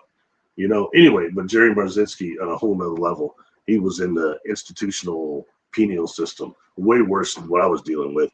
But he talks about the same patterns I noticed just in talking to those young people, those patterns, but it's always one of destruction. Those voices, they never say nothing good. They're liars. Okay. And the worst part is those voices sound like it's our own inner voice. So you can't always have the discernment to know it's not. Issue there. So always keep that in mind too. Okay. And I think Jerry talks about that. He goes way more in depth than I. He sent me a couple of clients actually. I've never met the man. Kind of intimidating because he does good work, man. Anyway, negative self. Sorry, I apologize. I go off on one of those weird tangents. Point being, the negative self. Okay, so much of our energy, our free energy, is involved in the negative self that produces this DOR, that loosh, that type of negative psychokinetic energy. And then the bonus we get here, Monique, is that this planet trauma walks around like a member of the population. So then we endure a trauma, an upset that's outside of our ability to control. Okay. And what that does is that fractures the negative self into these negative identities that are connected to the things created by the things that the trauma that triggered them, that's upset out of our control. And the negative identities always respond or always react in a way that's negative to the self. And the problem is we formulate this negative identity and the subconscious comes up and grabs it and buries it. And it's running in the background, just like the what they call the apps in the background in your phone that are supposed to be sleep. Man, them things don't be sleep.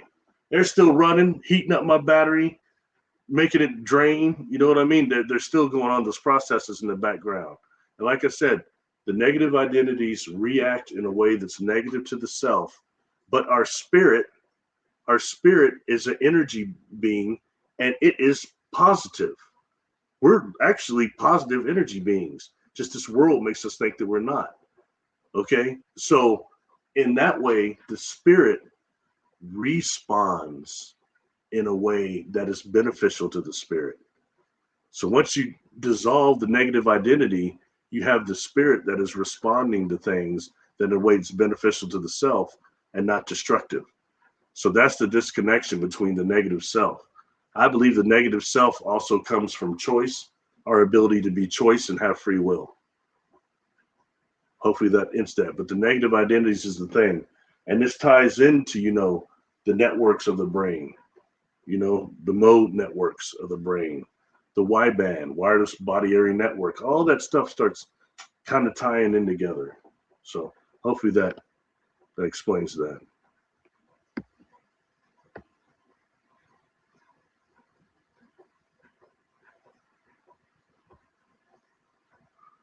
No.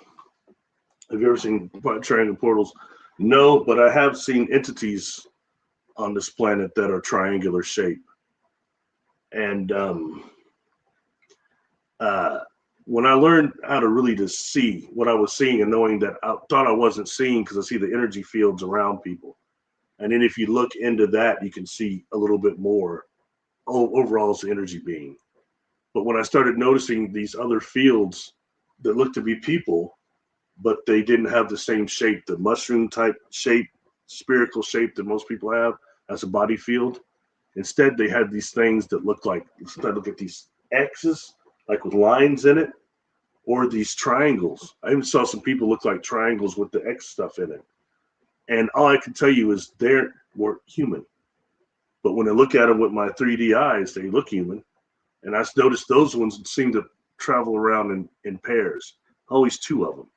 I see some on the bus and at the bus station or at the bus stop and places like that. You know what I mean? So that's the only triangle thing I've seen. I'm sure that the portals can occur in all sorts of ways. The ones I've heard have been spherical. I've also heard the ones that look like wavy lines, like almost heat signatures, almost. And Tom Powell used to tell me, man, you ever see one of those? You're out in the forest somewhere and you see those wavy lines, look like heat lines. Don't go into it. Don't go into it. Get away from it. So these different portals. So I think it's a matter of how all can they look. Some of them, when you deal with the Sasquatch, are flashes of light. I think these portals are quick flashes of light, and those cats are gone. You know what I mean? So that's I heard somebody talking about they saw one of these flashes of light, and they were near a Sasquatch, and there's this flash of light, and they could see it looked like a tunnel inside the light, and at the end of the tunnel was a tree. I thought that was fascinating. Again, food for thought.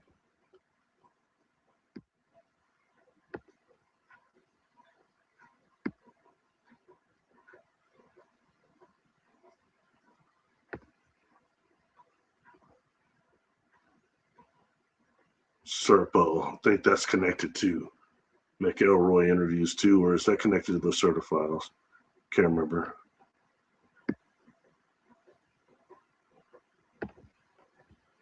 My pleasure. My pleasure. Wow. Well, that's cool. Well, we're half an hour from tip off, everybody. So I got to go. My cousin lives 30 miles or 25 miles away, so I got to go get out there. But hey, I appreciate everybody being here. Thank you. I appreciate. Oh, well, hold on. One more thing here.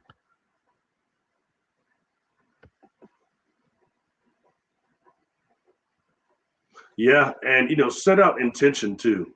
Learn how to project intent of will. And a lot comes to when we verbalize things in these body. Stay away, get away. We put it into the verbal through the throat chakra.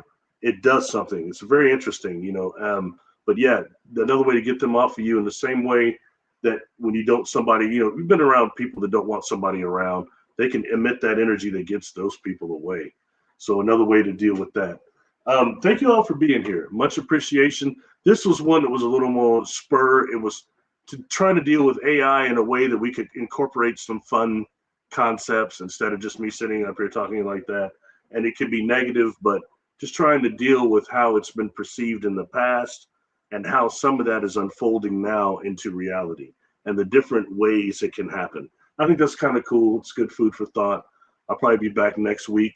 I've called this show, people could say you have a show, so I'm calling it the Chrysalis.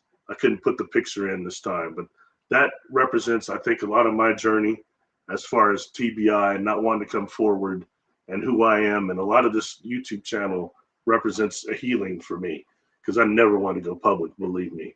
I got forced into all that, but it's starting to make sense now. And I've gotten such a great appreciation for the people that actually are listening to what I say and following me. Thank you. Because a lot of y'all know a lot more than me. I'm not special by any stretch, but I got a much appreciation for y'all. Much love and peace.